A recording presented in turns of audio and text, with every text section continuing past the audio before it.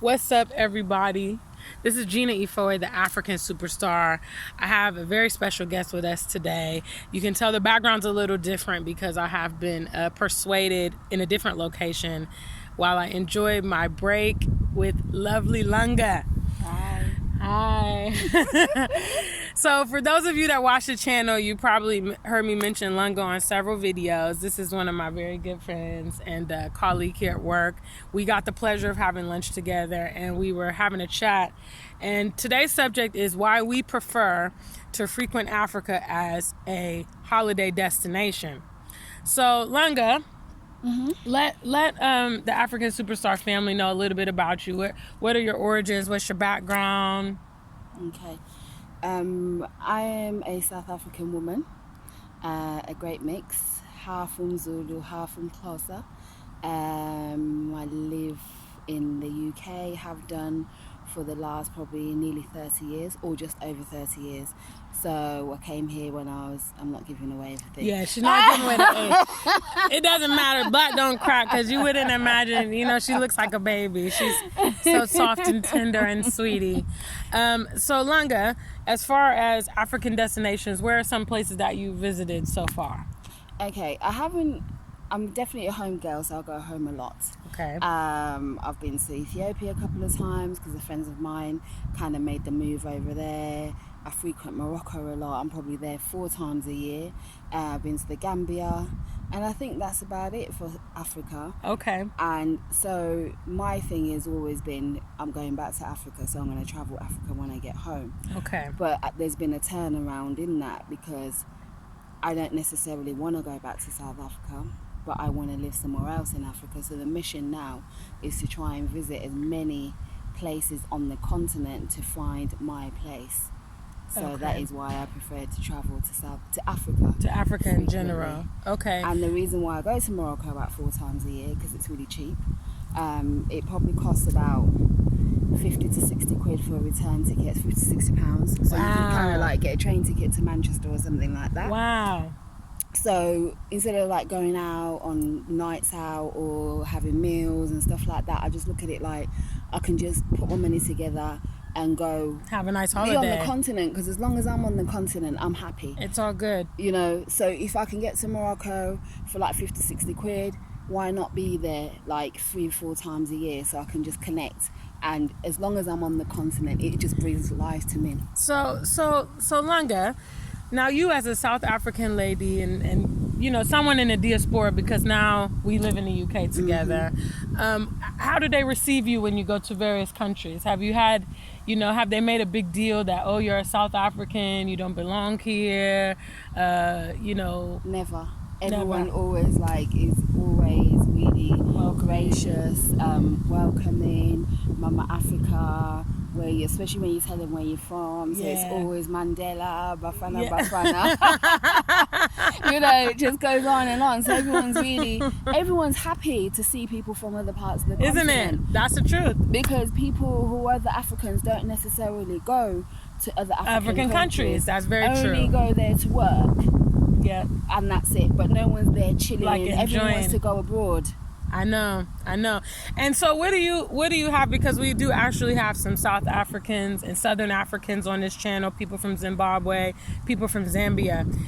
What do you want to tell continental Africans in regards to what life is abroad? Because you live here, you've lived in South Africa, so did coming here meet your expectations? Was it like what you thought when you lived back home? Or do you have any advice you want to pass along to those people? Because I think a lot of people, they have a misconception about being out here.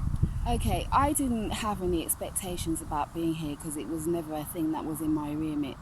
I had no choice. My mother came over here and she wanted us over with her, so we had to come. I grew up in apartheid South Africa, but also was very protected within my own environment.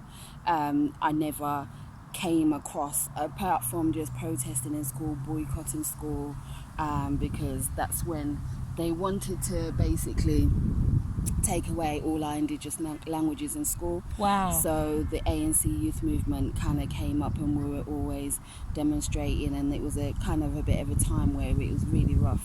to be as definitely a student in South Africa anyway. But in terms of just experiencing the outward racism, I was very much protected in my own community, and my family anyway probably didn't have experience. My parents are entrepreneurs. From a teaching background, and then my grandfather went along to start his own businesses. So in terms of experiencing kind of like how some people have it in South Africa in terms of the struggle, I didn't really. So when I came here, it's not like I was searching for anything or looking for anything. In fact, I was like, where's the maid? And my mum was like, you are the maid. Oh, like, what? What's going on here? And that's the truth, guys. Whenever we go to the motherland, we are served and pampered and treated like queens. And, you know, the transition of coming back here is always rough. You know, Lunga, she's so sweet. When I was in Ghana, I spoke to Lunga quite often and have video calls. And she was so excited to see me in the motherland. And, oh, Gina, you've come alive. A lot of what you guys also have told me. And, you know, she was here to support me when I got back.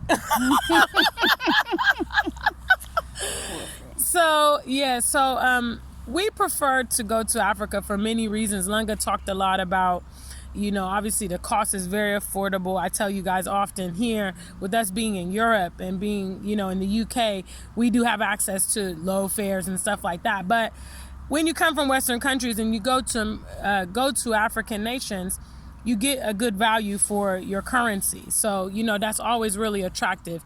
But once again, I've pointed out countless times, you know, the welcoming sensation that people from the diaspora or people from other African nations experience when they travel within Africa. So, Lunga, I want to thank you for doing this interview with me. Oh, sorry, can I add one more thing? Oh, yeah, go ahead, babe. Interestingly, one thing I do notice, because I go to Morocco a lot, so I've become a bit of a fabric in the community there, part of the fabric of the community. And there are a lot of people that I know there who are Senegalese, and they're in Morocco working, and it's because of the tourist industry. Okay. And it was the same in the Gambia as well. There were quite a few Senegalese who were over there because of the tourist industry.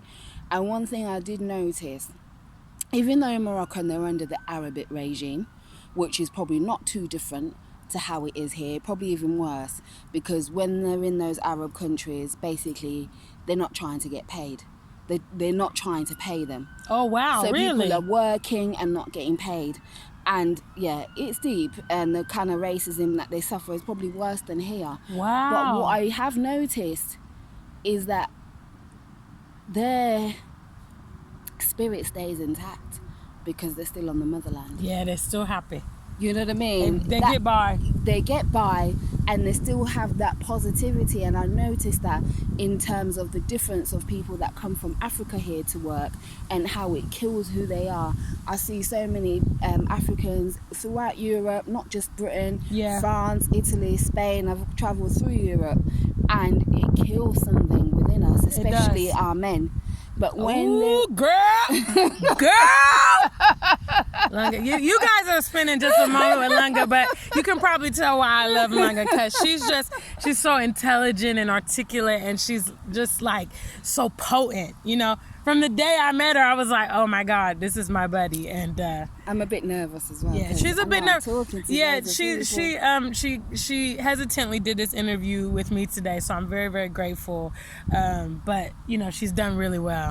I know you guys are going to be asking for Lunga in the comments. I already know. Every time I do collabos, this is what it is. But I wanted to say that their fire still burns within them, even though they're in dire straits. Yeah. But it's something about, which is to echo what you said about being in your natural habitat. Yes. That is a really key thing for us Africans. It is important for us to be in our natural habitat, because there are things that the elements cannot give us. That's it. When we're here, we cannot connect spiritually. We cannot connect with the elements. We cannot connect with each other. Yeah. The distance between this our ancestral connection as well, kind of like fades as The further distance, you get away. the culture. So there's so many things working for us in Africa Come on, that girl. is stupid not to be there. Lunga, look, she be preaching with me. We preach like this every day. We can go to work and then go home and talk on the phone for like 2-3 hours after yes, we we have spent can. the whole day, because we're very like-minded on this, and I love Lunga, and we just again solidify the unity between different people in the diaspora. We love each other. We're great friends. She's so thoughtful, looks out for me here in the UK. But I wanted to bring this opinion to you guys just to show you a different perspective and have you see someone very near and dear to me. So Lunga, I gratefully thank you. The African Superstar family thanks you for taking time out and spending your break with us Thank you for today. having me. Thank you, no problem. And big shout outs to the African Superstar family. You guys are amazing. I still haven't come to a consensus on the changing of our name, if we're going to go for tribe or family. I did post a poll in the community, so go ahead and let me know about that. I've heard from a few of you, but not a lot of you. So please, the rest of you, let me know. Also, if you want to donate to this platform and support this content, there's multiple ways: Cash App, PayPal. You can do Super Chat when I go live, and support this type of content. Thanks to Dynasty Mirror Wodamaya, Nappy Briggs, E-Love Migrate, all of you guys supporting my platform. I recognize you and I thank you. Until we meet again, stay black and true. If you ain't black, Stay just true. chill.